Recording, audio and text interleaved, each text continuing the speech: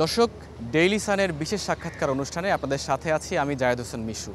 আজ আমাদের সঙ্গে উপস্থিত আছেন গণ অধিকার পরিষদের সভাপতি ও ডাকসুর সাবেক ভিপি নুরুল হক নূর।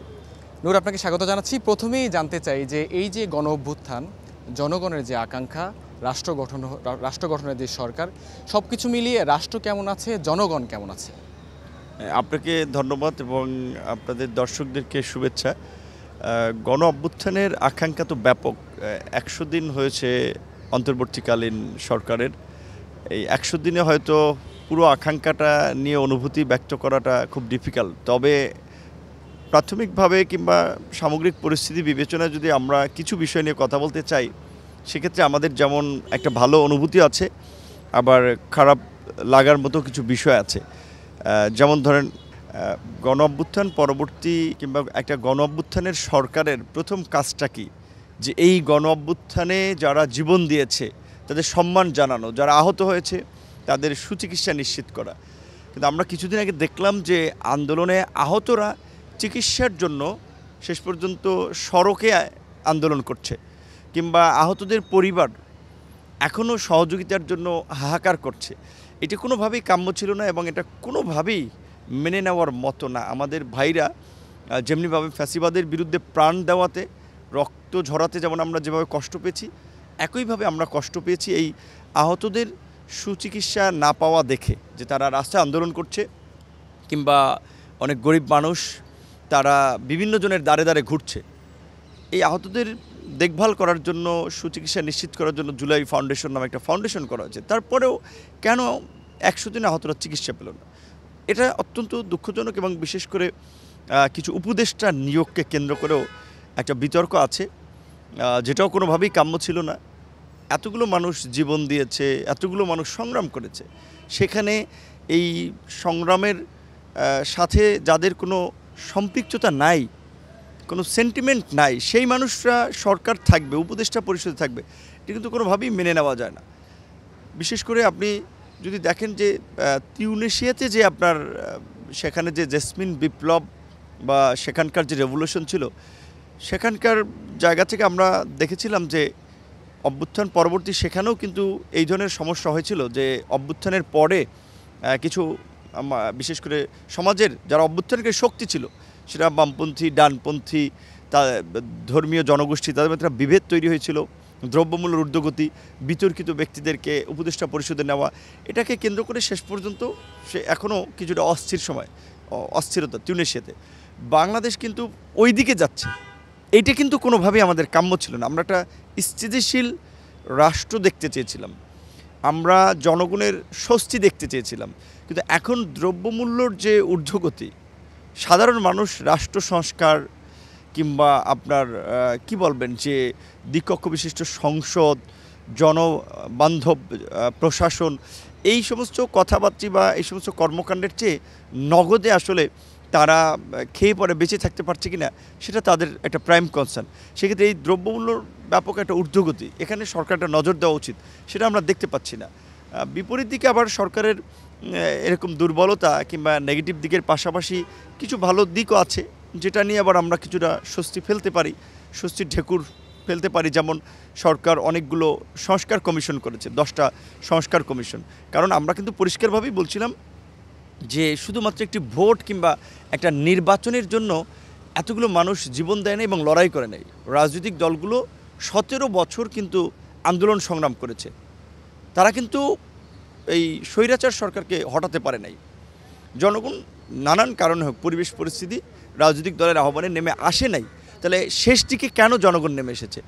জনগণ নেমে এসেছে যখন সামগ্রিকভাবে একটা বৃহত্তর পরিবর্তনের জন আকাঙ্ক্ষা তৈরি হয়েছে এবং মানুষ মনে করেছে যে এই ফ্যাসিস্টের পতন হলে আমরা একটা নতুন রাষ্ট্র ব্যবস্থা, একটা নতুন সমাজ ব্যবস্থা দেখতে পাবো। সেই জায়গা থেকেই কিন্তু জনগণ আপনার এই আন্দোলনে সামিল হয়েছে। কাজে এই জনগণের প্রত্যাশা রাষ্ট্র সংস্কার, সেই ক্ষেত্রে এই সংস্কারের জন্য সরকার 10টা কমিশন করে দিয়েছে, এটা নিঃসন্দেহে একটা ভালো দিক। পাশাপাশি আপনার বিশেষ করে আমরা দেখেছি যে সরকারের কিছু কাজ, যেমন উদ্যোগ, একটা প্রবাসী লাউঞ্জ করেছে প্রবাসীদের জন্য, মানে সেবা দেওয়ার কিছু পদক্ষেপ তারা দৃশ্যমান করতেছে, এটাও একটা ভালো পদক্ষেপ। এবং আরও কিছু পদক্ষেপ হচ্ছে যে সরকারের আন্তরিকতা আছে, কিন্তু তারা কোথায় তারা আটকে যাচ্ছে সেটা আমরা জানি, কিন্তু তাদের আন্তরিকতা। জি, গত শুক্রবারে আপনাদের একটা আলোচনা সভা ছিল লালবাগে, আর আমি সেখানে ছিলাম। আপনি যেমনটি বলেছিলেন যে উপদেষ্টাদের সঙ্গে রাজনৈতিক দল, আন্দোলনকারী শক্তি বা জনগণের সাথে একটু দূরত্ব তৈরি হয়েছে। এই বিষয়টি আসলে কেন, বা আপনি বিষয়টা কীভাবে দেখছেন? এটা আমাদের একেবারেই কিন্তু প্রত্যাশিত নয় যে জন আকাঙ্ক্ষার সরকার বা গণ অভ্যুত্থান পরবর্তী সরকার, সেখানে সকল দল মতের মানুষের সমর্থন নিয়ে গঠিত হয়েছে, সেই সরকারের সাথে জনগণের দূরত্ব তৈরি হবে। কিন্তু দুঃখজনক হলেও বাস্তবতা এটা যে আমরা সরকারের সাথে একটু দূরত্ব লক্ষ্য করছি। কারণ হচ্ছে বিশেষ করে সরকারের কর্মকাণ্ড সম্পর্কে এই অভ্যুত্থানের শক্তি রাজনৈতিক দলগুলো কিংবা সংগঠন তারা জানতেছে না, এবং সরকারের কর্মকাণ্ড আসলে তারা কিছুটা বলা চলে অন্ধকারে। যেমন ধরেন, পরিষ্কারভাবেই সমস্ত রাজনৈতিক দল, নাগরিক সমাজ সবাই বলছিল সরকারের কাজের একটা রোড ম্যাপ ঘোষণা করা দরকার, যে সরকার কত দিনে কী সংস্কার করতে চায় এবং কতদিন এটা নির্বাচন দিতে পারবে। কারণ নির্বাচন নিয়ে তো গত 17 বছরই মানুষের একটা প্রচণ্ড রকমের আকাঙ্ক্ষা রয়েছে। এখন অভ্যুত্থানের পরবর্তীতে রাষ্ট্র সংস্কারের জন্য সরকার কিছুদিন সময় লাগবে, রাজনৈতিক দল, অন্যান্য সংগঠন সবাই কিন্তু একমত সেই সময়টা দিতে হবে। কতদিনে তাহলে নির্বাচনটা করতে পারবে, সেটা একটা সময় বা রোডম্যাপ সরকারের দরকার, সেটা এখন পর্যন্ত সরকারের কাছ থেকে প্রকাশিত হয়নি। এবং 2 দফায় সরকারের উপদেষ্টা পরিষদ বাড়ানো হয়েছে, সেখানে রাজনৈতিক দলগুলোর সাথে কোনো আলাপ আলোচনাই করা হয় নাই। এমনকি বিশেষ করে আপনার সরকারের সাথে রাজনৈতিক দলগুলোর বিভিন্ন বিষয়ে খুব আপনার ভালোভাবে আলাপ আলোচনা হয়েছে বলেও মনে হচ্ছে না, যার ফলে রাজনৈতিক দলগুলো শুরুর দিকে আনকন্ডিশনাল সমর্থন দিলেও এখন কিন্তু তারা কিছুটা আপনার উষ্মা প্রকাশ করছে, যে যেখানে শুরুর দিকে তারা বলছিল বারবার একটা যৌক্তিক সময়ে, দ্রুত সময়ে একটা নির্বাচন, এখন কিন্তু টাইম ফ্রেম নিয়ে কথা বলছে যে 6 মাসের মধ্যে নির্বাচন চায়, কেউ 1 বছরের মধ্যে নির্বাচন চায়, কেউ আগামী বছরের মধ্যে নির্বাচন চায়।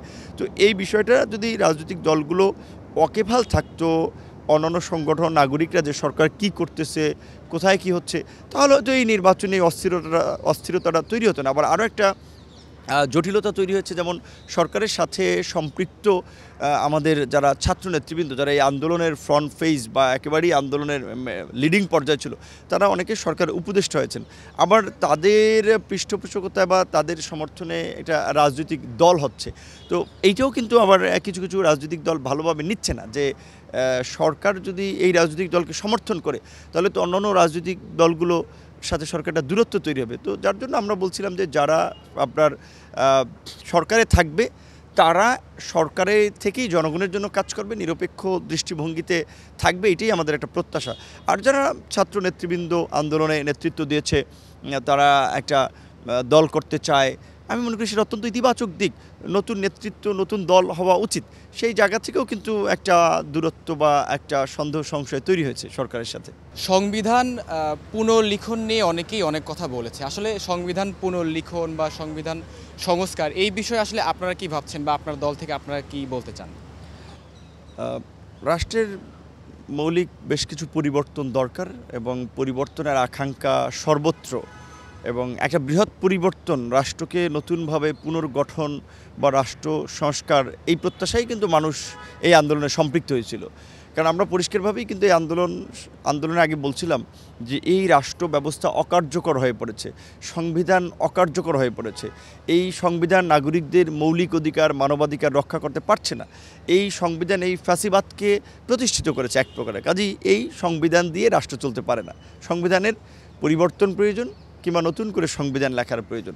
এখন রাজনৈতিক দল হিসেবে আমাদের একটা স্ট্যান্ড পয়েন্ট থাকতে পারে, কিন্তু রাষ্ট্রের প্রয়োজনে তো অন্যান্য রাজনৈতিক দলেরও এই স্ট্যান্ড পয়েন্টে বা মতামতে একমত হওয়া লাগবে।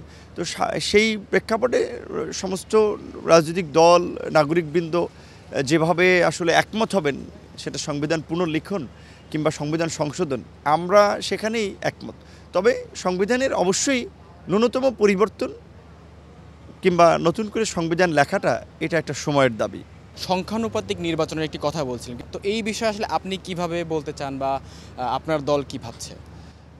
আমাদের হচ্ছে কিছু রাজনৈতিক দল যারা আমরা একসাথে যুগপৎ আন্দোলন করেছিলাম, তাদের অনেক দল অনেক আগে থেকেই আপনার দ্বিকক্ষ বিশিষ্ট সংসদ কিংবা আনুপাতিক নির্বাচনের বিষয় নিয়ে কথা বলে আসছে।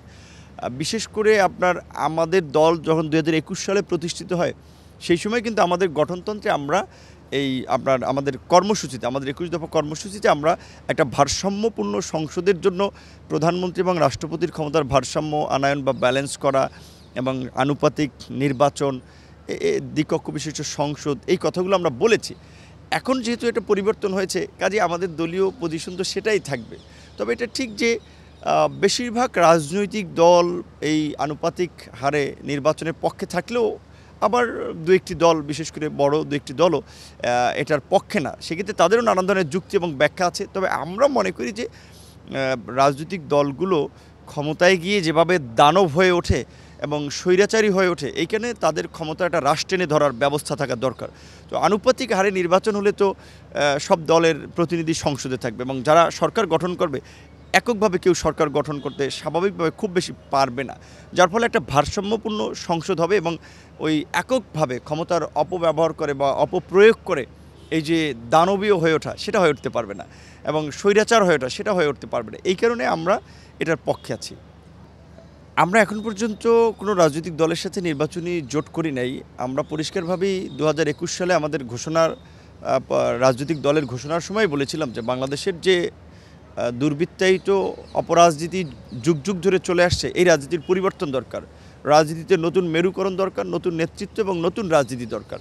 বিশেষ করে এই অভ্যুত্থানের পরে সেটি কিন্তু জোরে সোরে মানুষের কাছ থেকে আসছে যে একটা নতুন নেতৃত্ব, নতুন রাজনীতির প্রয়োজন।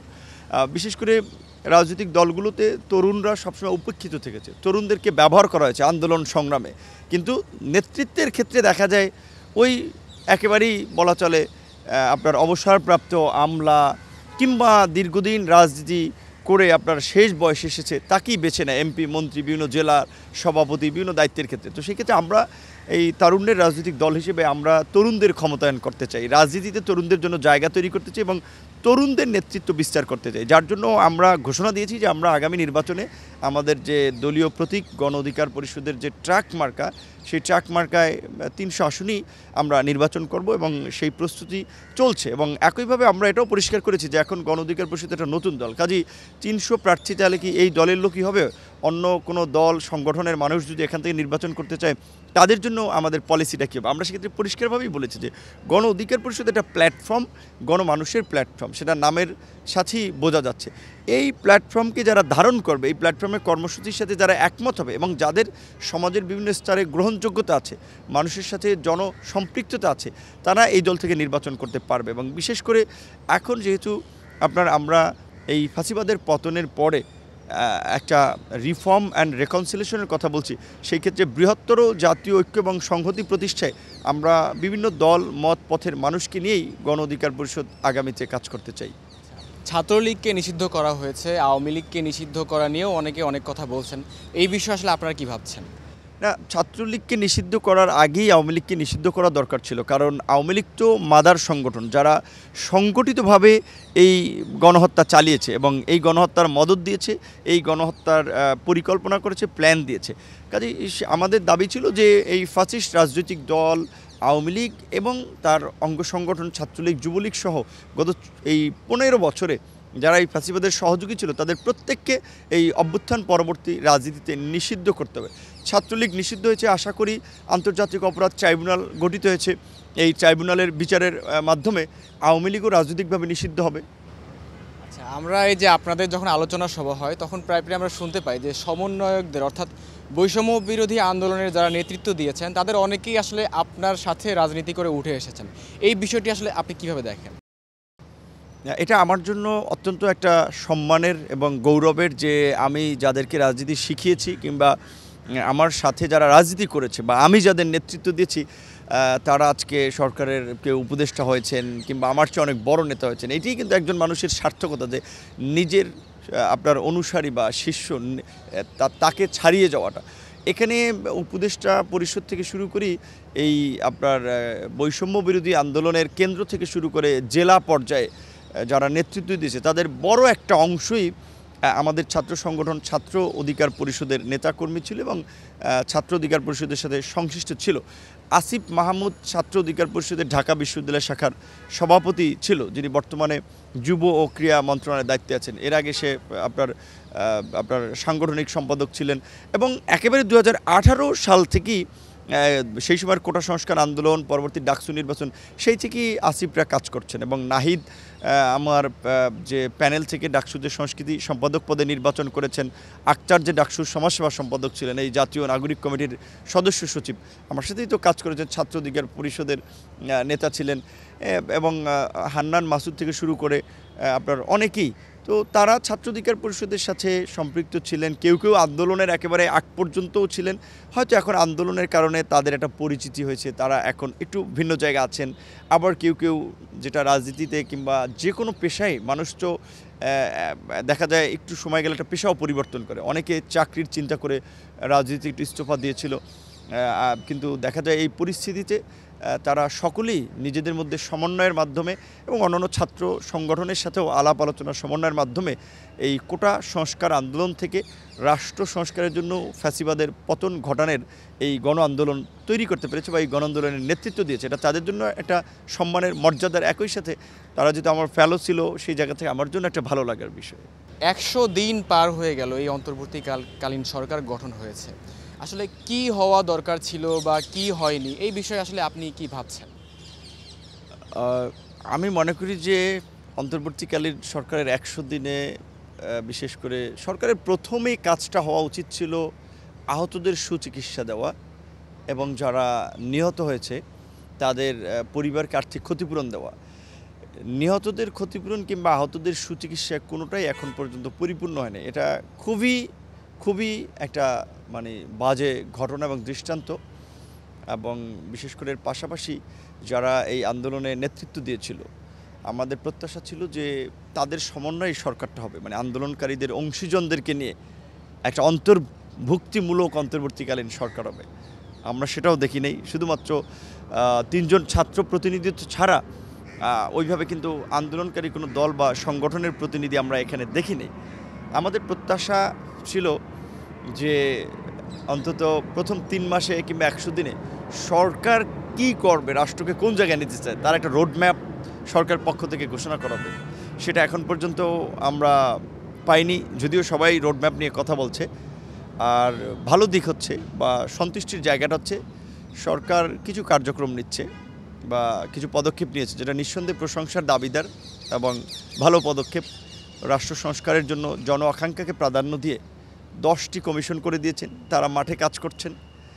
এবং সরকারেরও কিছু কার্যক্রমে, বিশেষ করে মাঝখানে যেটা একেবারেই স্লোত হয়েছিল, এখন গতি আসছে। আইন শৃঙ্খলা পরিস্থিতি নিয়ন্ত্রণে সরকার অনেকখানি আপনার নিয়ন্ত্রণে এসেছে। এবং আপনার বিশেষ করে সরকার কিছু জন সম্পৃক্ত বা জনকল্যাণমূলক উন্নয়নমূলক প্রকল্প তারা গ্রহণ করছে। রেমিটেন্স আসছে দেশে ব্যাপক পরিমাণে, এটা ভালো দিক। আমি দেখলাম যে আপনার এই প্রবাসী কল্যাণ ও বৈদেশিক কর্মসংস্থান মন্ত্রণালয়ের দায়িত্বপ্রাপ্ত যিনি উপদেষ্টা ডক্টর আসিফ নজরুল, তিনি আইন, বিচার এবং সংসদ বিষয়ক মন্ত্রণালয়ের মতো একটি হেভি মানে গুরুত্বপূর্ণ মন্ত্রণালয় থেকেও প্রবাসীদের নিয়ে এয়ারপোর্টে একটা প্রবাসী লাউঞ্জ করেছেন, প্রবাসী এবং অভিবাসীদেরকে একটু সেবা দেওয়ার জন্য, তার জন্য বিশ্রাম করতে পারে, যাওয়ার পথে আসার পথে কম খরচে একটু খাবার খেতে পারে। ছোট কাজ কিন্তু অনেক পজিটিভ বার্তা দেয়। এবং আহতদের সেবা পায় নাই বা পাচ্ছে না, কিন্তু একটা জুলাই ফাউন্ডেশন করেছেন প্রফেসর মোহাম্মদ ইউনুস, এবং সেটা শুধুমাত্র এখন না, আজীবন এটা এই গণ অভ্যুত্থানের শহীদ এবং আহতদেরকে সেবা দিয়ে যাবে। ভালো কাজ।